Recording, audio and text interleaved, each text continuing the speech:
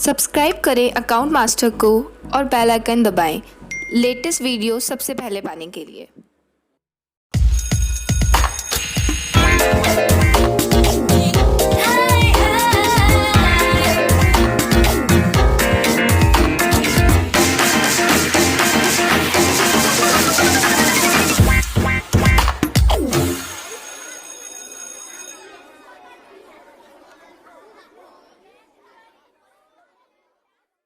Hello guys, welcome back to my channel account master, जहां मिलेंगे आपको अकाउंट्स के सभी सॉल्यूशन। हमने अपने पिछली वीडियो में बात की थी ओवर सब्सक्रिप्शन और अंडर सब्सक्रिप्शन के बारे में। हमने उसका प्रैक्टिकल पोर्शन भी देखा था और प्रो राटा अलॉटमेंट के बारे में भी जाना था। आज की वीडियो में मैं इसका पार्ट 2 लेकर आई हूँ, जिसके अंदर प्रो राटा अलॉटमेंट बहुत सारी कैटेगरीज के साथ है। तो आज हम शुरू करते हैं, लेट्स गेट स्टार्टेड। आज मैं आपको कैटेगरीज के साथ प्रो राटा अलॉटमेंट सिखाने जा रही हूँ, जिसके अंदर बहुत सारी कैटेगरीज आएंगी। तो इसके लिए मैंने एक एग्जांपल सेट किया है, वो मैं आपको बताती हूँ। जो मेरी इशूड कैपिटल है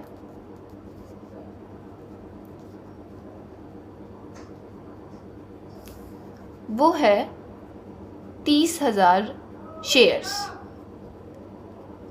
और जो मेरी सब्सक्राइब्ड कैपिटल है वो है 50,000 शेयर्स। ये किसका केस बन रहा है? ओवर सब्सक्रिप्शन का।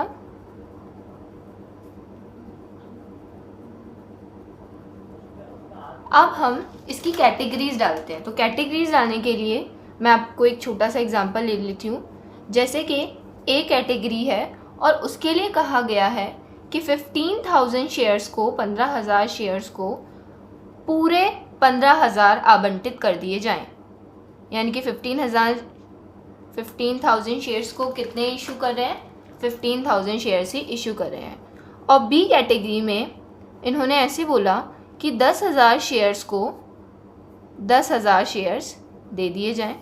और सी कैटेगरी के लिए कह रहा है कि शेष को यथा अनुपात बंटन किया जाए, यानी कि जो रिमेनिंग है उनको प्रो राटा अलॉटमेंट के बेसिस पर दिया जाए।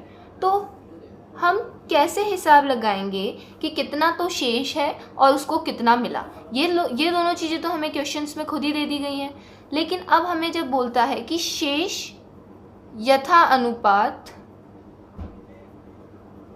बंटन किए जा रहे हैं, यानी कि जो रिमेनिंग है उसको प्रो राटा अलॉटमेंट के बेसिस पे दे दो। तो रिमेनिंग कितना हुआ? यहाँ का टोटल कितना होना चाहिए? 50,000 शेयर्स। क्यों? क्योंकि ये शेयर्स हैं अप्लाइड शेयर्स, ये हैं अलॉटेड शेयर्स। यानी कि उन्होंने अप्लाई किए 15 के लिए, उनको 15 दे दिए, उन्होंने 10 के लिए अप्लाई किए, 10 दे दिए। अब ऐसे बोल रहा है कि रिमेनिंग को जितने आपके पास बचे हैं वो दे दीजिए। तो 50,000 में से 15,000 और 10,000 हमने दे दिया, तो कितने बचे? 25,000 शेयर्स। तो 25,000 शेयर्स को हम कितने दे सकते हैं?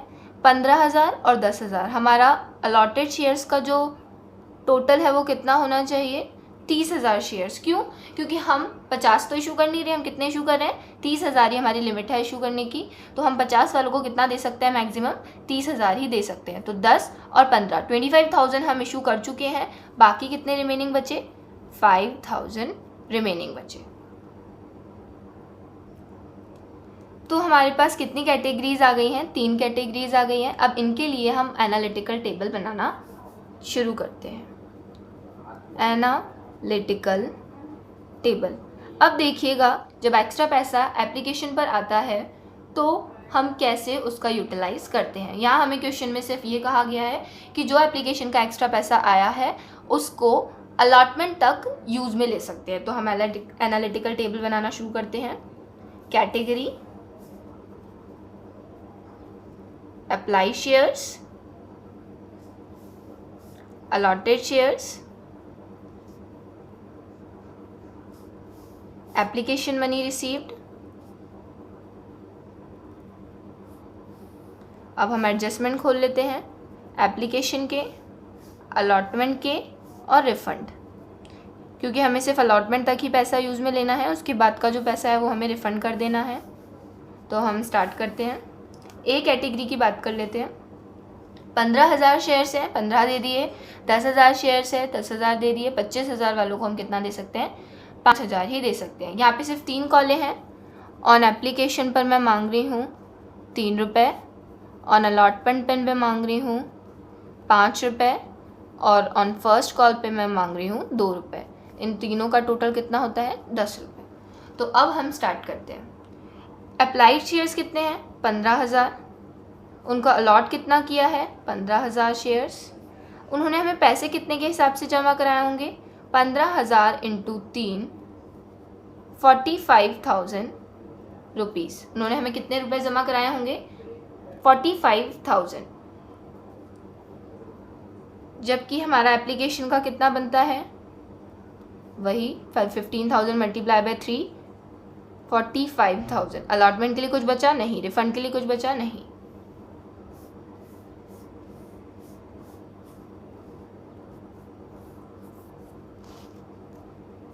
अब हम बी कैटेगरी की बात करेंगे। इन्होंने 10,000 मांगे, इनको पूरे 10,000 दे दिए। उन्होंने किसके हिसाब से पैसा जमा कराया होगा? 10,000 के हिसाब से 3 रुपये, 30,000 रुपये। इनको हमने कहा हम आपको पूरे शेयर्स दे देंगे, तो 10,000 इंटू 3, इनके पास कितने आ गए? वही 30,000 रुपये। एप्लीकेशन अलॉटमेंट के लिए कुछ नहीं बचा, रिफ़ंड के लिए कुछ नहीं बचा। सी कैटेगरी आती है जिसने 25,000 मांगे। हमने इसको प्रोराटा अलॉटमेंट बेसिस पे लिया है, तो इसने 25 मांगे। इसको कितने हमने दिए? सिर्फ 5,000। इससे देख सकते हैं। तो इसने पैसे हमें किसके हिसाब से जमा कराए होंगे? 25,000 के हिसाब से। कितने रुपए? 75,000 रुपये। और इसको दिए कितने हमने? 15,000। कैसे? 5,000 इंटू 3, 25 वाले को कितना दे रहे हैं? 5,000। और 5,000 किसके हिसाब से? एप्लीकेशन की कॉल के हिसाब से। पहला इंटू पहले वाले कॉलम से, दूसरा इंटू दूसरे वाले कॉलम से, इसका इससे और इसका इससे, एप्लीकेशन पे मल्टीप्लाई करते हुए। लेकिन अब हम यहाँ देखते हैं तो 75 उन्होंने दिए और 15,000 हमने उनके एप्लीकेशन के मान लिए। बाकी जो पैसा है वो कह रहा है कि अलॉटमेंट पर यूज़ में ले लो। तो हम देखेंगे कि अलॉटमेंट पर कितना पैसा हम ले सकते हैं। 5,000 शेयर्स हैं, मल्टीप्लाई करेंगे। अलॉटमेंट के कितने रुपए हैं? 5 रुपये। 5,000 मल्टीप्लाई बाय 5 कितना हुआ? 25,000। हम यहाँ पर 25,000 से ज़्यादा अमाउंट यूज़ नहीं कर सकते। जबकि हमारे पास 75,000 में से 15,000 यूज़ हो गया। कितना बचा? 60,000 बचा। 60,000 में से हमने 25,000 यहाँ यूज़ में ले लिया। अब कितना बचा? 35,000 रुपये। वो 35,000 रुपये सीधा कहाँ जाएगा? रिफ़ंड में। क्यों? क्योंकि हम अलॉटमेंट से आगे इसको यूज़ में नहीं ले सकते, क्वेश्चन ने बोला है।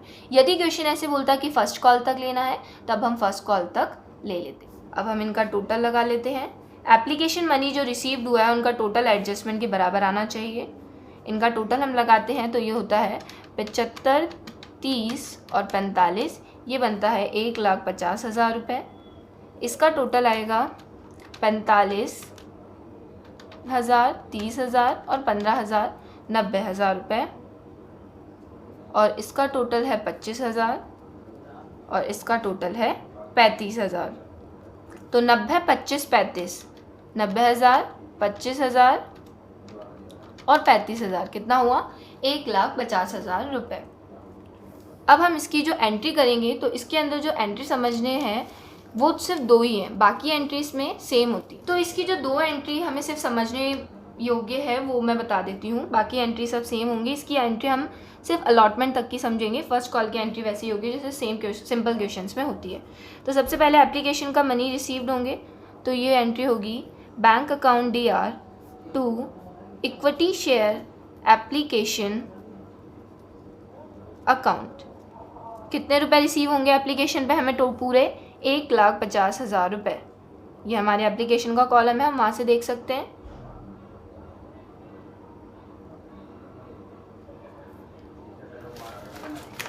दूसरी एंट्री हम करेंगे एप्लीकेशन मनी को ट्रांसफ़र करने की। तो एप्लीकेशन के मनी को हम ट्रांसफ़र करेंगे। Equity share application account DR to equity share capital. Capital का कितना पैसा बनता है, यानी कि इसमें से हमारे पास एप्लीकेशन का पैसा कितना है। ये जो रिसीव हुआ है हमें, ये बहुत ज़्यादा शेयर्स के लिए रिसीव हुआ है। हम सिर्फ 30,000 इशू कर रहे हैं, जबकि जो पैसा है वो पूरे 50,000 शेयर्स पे हमें रिसीव हुआ है। तो हम हमारे 30,000 शेयर्स का एप्लीकेशन के हिसाब से इक्विटी शेयर कैपिटल में ट्रांसफ़र कर देंगे। 1,50,000 रुपये टोटल हुआ है। एप्लीकेशन का पैसा कितना बनता है? 90,000 रुपये। हम टेबल से देख सकते हैं 90,000 रुपये। और अगर हम टेबल से ना भी देखना चाहें तो हम यहाँ मल्टीप्लाई कर सकते हैं। 30,000 मल्टीप्लाई बाय 3 के हिसाब से 90,000 रुपये किसका बनता है? एप्लीकेशन का पैसा बनता है। बाकी हमने कहाँ पे यूज़ में लिया है? इक्विटी शेयर अलॉटमेंट पर यूज़ में लिया है एक तो, और बाकी पैसा हमने रिफ़ंड कर दिया है। तो अलॉटमेंट पे हमने कितना यूज़ में लिया है? 25,000 रुपये। ये हम कहाँ से देख सकते हैं? यहाँ से देख सकते हैं। इसके अलावा हमने बाकी का जो पैसा है वो क्या कर दिया है? रिफ़ंड कर दिया है, क्योंकि लोगों ने हमें ज़्यादा पैसा दे दिया था। वो कितना है? 35,000 रुपये। डेबिट और क्रेडिट में बराबर अमाउंट हो गया है। सो आज के लिए इतना काफ़ी है। हमारा ओवर सब्सक्रिप्शन का पार्ट पूरा हुआ। ऐसे ही मेरी वीडियोस को लाइक करते रहिए और सब्सक्राइब करना ना भूलिए। Thank you.